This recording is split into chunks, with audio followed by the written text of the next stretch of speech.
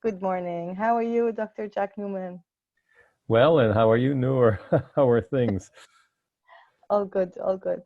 It's really my pleasure on behalf of Birth Kuwait family to welcome you to the third episode. It's our fourth meeting, but since it's the May uh, episodes, I like to call it the third. The it's okay. It's our third topic, fourth topic, right? Okay. Yep. Fine. All right. So tell me about today's topic. Okay. Introduce. Yes, I want to ask you. So the topic is when a baby does not latch. Right. Why does that Okay. happen? Like babies are supposed to latch, right? Of course, they're supposed to latch on. And I think that a lot of the problems with latching on are due to the fact that women no longer give birth in the normal way. Now, I'm not going to tell mothers they can't have births without pain. That's up to them. But I think they should also know that there are issues that arise. So, one of the big things is that when mothers give birth by epidural, whether it's a normal birth or a cesarean birth, they get a lot of fluids. And sometimes 3 or 4 liters in a 24-hour period is not uncommon. So what does this result in? Well, first of all, it results in the mother being all swollen up after the birth or during the labor and birth and after as well. And so these mothers are often told they have flat nipples because the swelling of the breast tissue results in the nipples looking flat. And so if the baby doesn't latch on, it's, oh, you have flat nipples, that's why. And unfortunately, this becomes not only an issue of right away, but even afterwards, they just say, well, I have flat nipples, and so I can't breastfeed. And we see this quite frequently. And when we see the mothers and babies, say a week or 2 weeks or 3 weeks after the birth, it's clear that they don't have flat nipples. And this is a misunderstanding on the part of the hospital staff where the babies are born. The nurses don't really know that all about this IV fluid and how it might influence the baby and the mother. So they say, well, you have flat nipples, so you need to feed the baby by bottle. Or here's another thing you can do is use a nipple shield. And the problem is that neither one nor the other really fixes the problem. So that's where it all starts. And too often, the mothers just accept that they can't breastfeed. And so, well, okay, I will pump my milk and feed the baby by bottle, or I will use this nipple shield. And the problem with the nipple shield is that it almost universally decreases the milk supply. And the one thing that will help that baby to latch on is if the mother develops a good milk supply. So it becomes a vicious circle. And so the milk supply decreases because of the nipple shield. The nipple shield causes the milk supply to decrease, and that baby often will never get to the breast. Yeah. So this is kind of visible. So the mom can see that the breast is swollen, and like I've seen cases where the breast's not swollen, the baby from like day one is not latching on. Probably they have been introduced to a bottle um, at least once, right? Do you think that's relevant? Yes, I think it is relevant. And I think it is, first of all, because bottles interfere with the way the baby latches on. A baby does not latch on to the breast as a baby latches onto the bottle. So the very first time that this baby is fed, actually getting milk from somewhere, it's from a bottle. Well, babies figure it out, or they don't figure it out, but there's an understanding, a way of going to the breast. They go to the breast. That's not like the bottle. Also, I'll prefer the bottle. So that's one of the things. And people feel, oh, it doesn't hurt to give the baby a bottle at birth. It's fine, but it does hurt. And so there has to be a different way of doing things. And uh, one of the things is that if a baby truly is not getting milk well from the breast, then we have to teach the baby, help the mother to latch the baby on so that the baby does get milk. If the baby gets milk, he'll stay there. It's not that complicated. The other thing is, of course, and I've mentioned it before, is that babies often have tongue ties, and a tongue tie interferes with the way the baby latches on. And so if the baby latches on or tries to latch on, and the tongue tie interferes, then the baby will not get milk from the breast or will not accept the breast at all. So this is a huge problem. We see this, I would say, a third of all the patients we see, the baby is not latching on. And actually on Friday, this past week, on Friday, I actually posted on my Facebook page a video of a baby who had not latched on ever until about 10 and a half, almost 11 weeks after birth.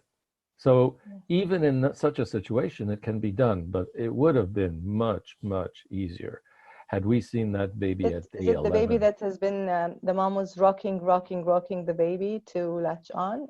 Is that to keep them there, yeah, that's right. Yeah. And so I think that this is very important to understand that once a baby's almost 11 weeks old, it's no easy matter to get this baby to latch on. And it's, I think, appalling that this baby was not referred weeks before.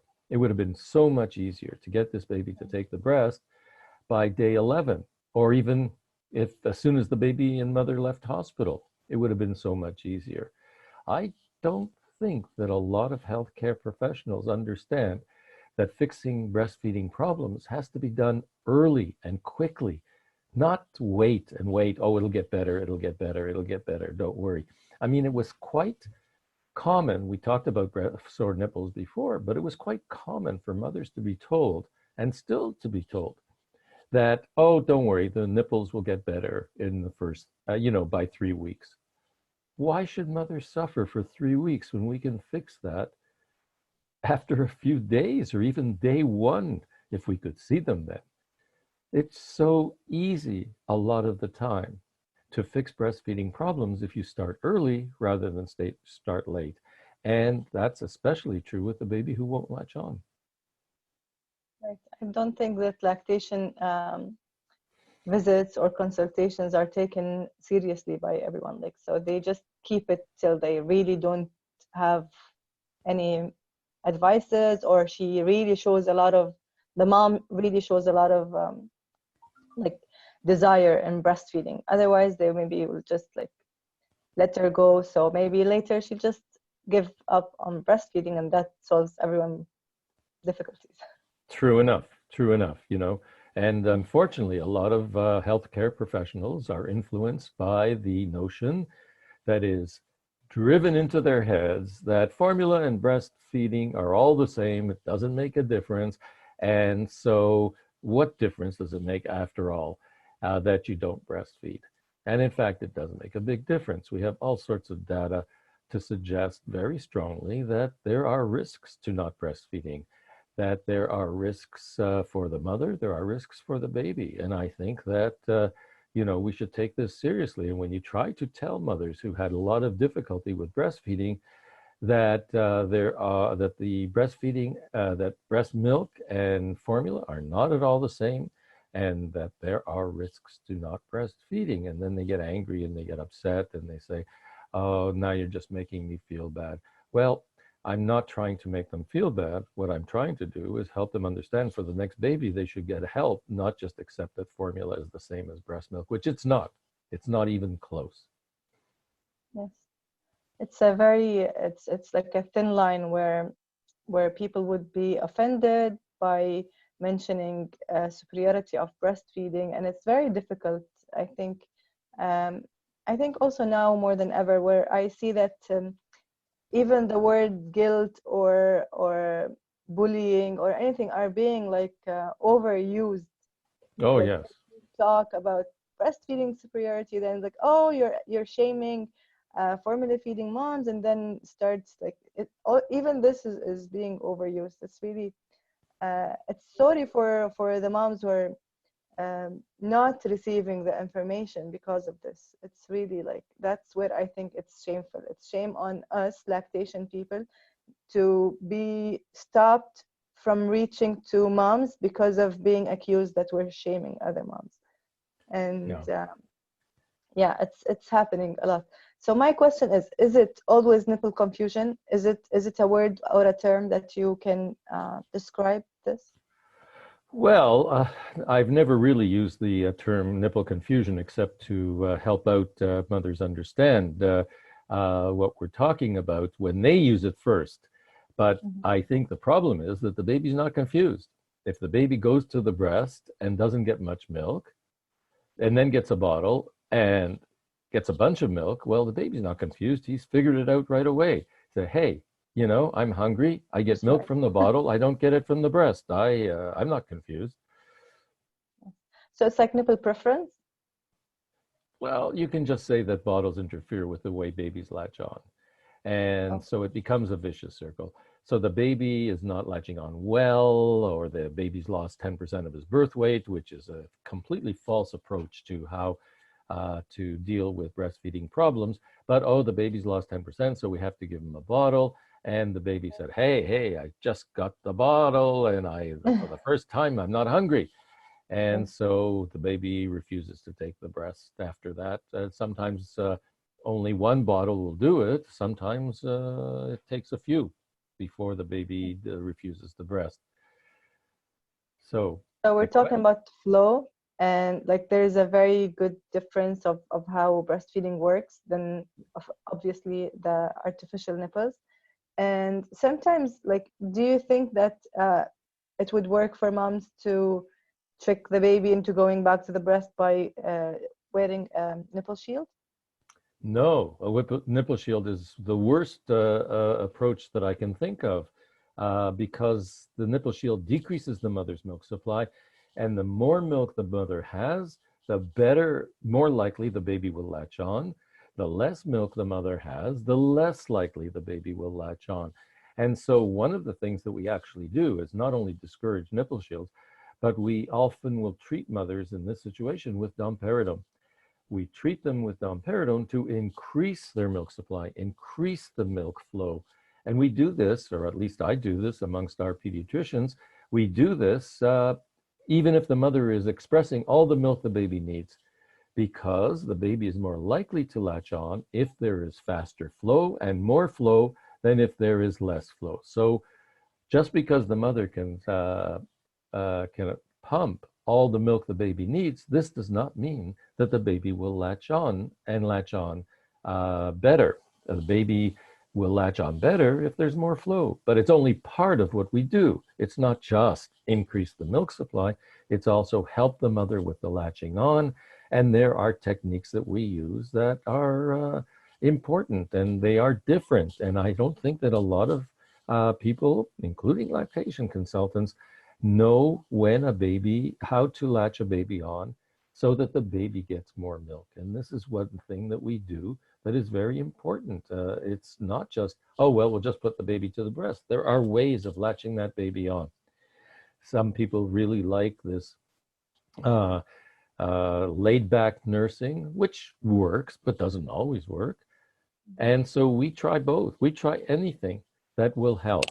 And part of that is getting the baby to really latch on, or a good positioning, a good approach to the breast so that the baby goes on, gets milk immediately, and therefore stays there. Hmm. And is it always nipple confusion? Are there any other reasons where the baby would not accept to latch on? Well, babies with cleft palates, for example, have difficulty latching on, but it doesn't mean that they can't latch on. Then there are babies who have cleft palates who will latch on and will drink okay from the breast.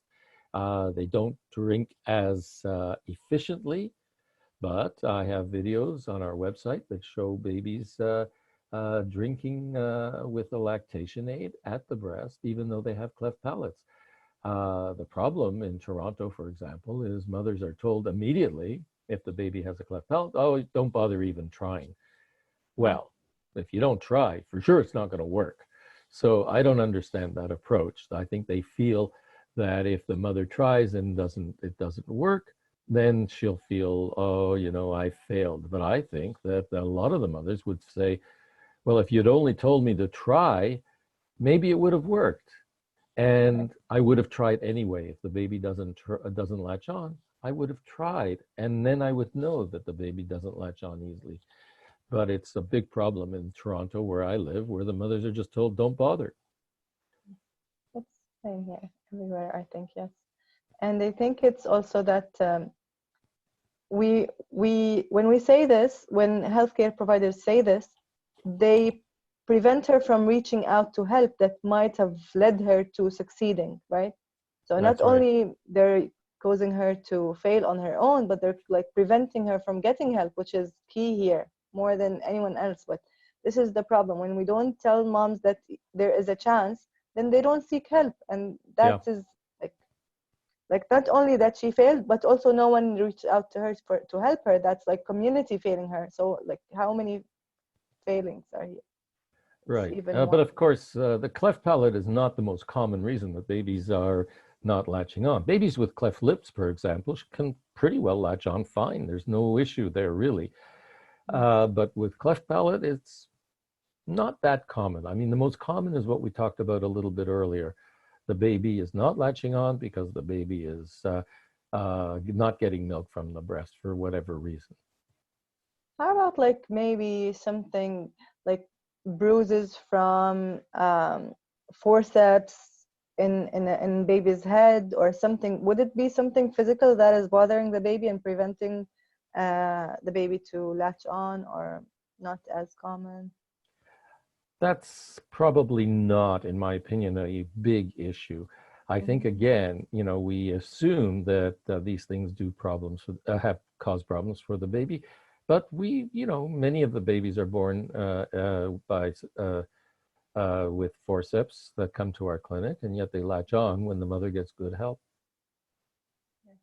So this is the main thing, that bottles are interfering with breastfeeding, and starting on with bottles is mainly the main It's a cause. lot of the problem. And a lot of the problem is that a lot of the staff at hospitals don't know how to help mothers latch on. And I think that the idea that, oh, your nipples are flat, just shows how little they know, or at least understand, because of all these IV fluids that the mothers are getting. The babies, even if they look flat, they're not flat. With it's not, babies were made to latch on. They got the word when they were born and say, hey, this is what I'm supposed to do. But then we interfere. We interfere with the IV fluids. We interfere with the early introduction of bottles. We interfere by undermining the mothers by saying, oh, your nipples are flat, so don't bother. We interfere by giving nipple shields. And all these interferences result in babies not latching on and getting worse. I mean, if you get in there quickly and try to help and continue to help, then it's possible to latch on almost every baby. Right. So tell me about the rocking that I also saw in the video on your Facebook page. Well, Is it something standard you would recommend, or? well, we use it mostly if the baby is really upset. Okay, so it calms the baby down. It calms the mother down in a certain way too. And so you have a calmer baby, calmer mother, and the baby may latch on more easily. I think the main problem is when a baby is very angry, it's very difficult to get that baby to take the breast. If you can calm them down somehow, then it's better. And this, bouncing on a yoga ball is something we've used for many, many years when the baby is particularly upset. And what other techniques or methods maybe the mom can even watch on your videos, or what other things you would recommend? Well, we often will get the baby to latch on with a lactation aid at the breast. So we line the tube up with the breast, and then we get the baby to latch on. And as you can understand from what I've already talked about, the baby gets much better flow when you use the two together, the breast and the lactation aid. So you latch the baby on with the tube already in place, with the flow, with the tube already full of milk. And then the baby, if the baby will suck a few times, the baby starts to get milk and the baby stays at the breast. And this teaches them how to latch on and how to get milk from the breast. Yes, and can we say that, like, are there any cases that it doesn't work, even this doesn't work? Any, like, I think any the cases? vast majority of cases where it doesn't work, it's because we came to we came to help the mothers too late. Like, I mean, there comes a time, even 11 weeks, like that baby that's in the video, it's unusual for the baby to easily latch on. It can be very, very difficult. And so that the earlier we get to the mothers, the earlier they get to us, then the more likely we will succeed, all of us. yes, I have one more question, and that would be, why does it happen to some, like, some of the babies would have this and others would not mind? Because I've seen moms where we're trying to uh, like create an understanding that is like a common understanding that this is the reason, and then says, no, I gave my baby bottles at the beginning, the first baby, and it didn't happen, and now this baby's happening. So it's even like moms are finding it about a bit difficult to understand, why is it happening to me, why it didn't happen to other people who easily gave a bottle from the beginning with the Well, breast. I think that in many cases it's because the milk comes in very quickly. I think if we try to remember that everything has to do with how rapidly the milk flows from the mother to the baby, the more likely the baby is to latch on. So, in other words, you know, if a mother has an abundant milk supply, especially when it comes in, then the baby is more likely to latch on. If the mother has an average but perfectly adequate milk supply, then the baby may find it more difficult to latch on. Everything comes back to how quickly the milk flows. And that's the reason that we often will use a lactation aid at the breast to keep that baby going. But it's also the reason for the domperidone. It's also the reason for frequent follow-ups with these babies who refuse to latch on. And sometimes it happens on one breast. Like sometimes moms will have difficulty, like baby would refuse one breast and always take the one like the The other other, side. yeah, Yes. and that's not surprising. If you remember, it's all got to do with flow. Not very very few mothers produce the same amount of milk on both sides as you know, I mean, both may be a lot of milk, in which Mhm. case probably the baby will still latch on to one breast. But there are mothers who have very little milk on one side and more on the other. And so the baby will refuse the one with little milk, but continue to take the one with a lot more milk. And again, it may not even be less or not enough milk on one side. It just means it may be just less milk on one side than the other. And so the baby tends to prefer the one with the more milk. Yeah. So the way to fix it is the same for all the cases, whether it's one side, two sides, just increase the milk flow That's and an try important part of different it. ways. Yes, different ways to latch the baby on. Maybe changing positions and bouncing on the ball like you mentioned earlier. Any other tips? Yeah, prevent the problem in the first place is the most important thing. And that means, you know, if a baby is not latching on, instead of giving him a bottle, give him a cup. Babies, even premature babies, can be fed with a cup. So to avoid the bottle, use a cup, express the mother's milk, and offer the milk with a cup. And make sure that the mother gets referred early to get continued help.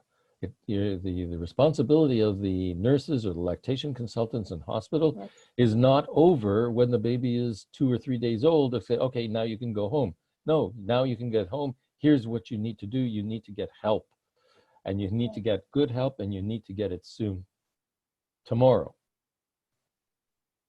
Definitely, yes. And is it possible for moms like who are trying to use a bottle, or maybe they're discouraged by baby choking or anything? Is it possible to use a syringe, or is it different? A syringe is okay. It's I think the cup is still better. Mhm. But if the babies are choking at the breast, that's another problem. And that means that the baby's not latching on well. And to blame somehow that the baby has got some sort of neurological problem or there's too fast flow, I don't believe it. I don't think the flow should be blamed for a baby choking at the breast. First of all, it doesn't hurt them. But second of all, it can be fixed. If you fix the way the baby's latched on, the baby won't choke. Yeah.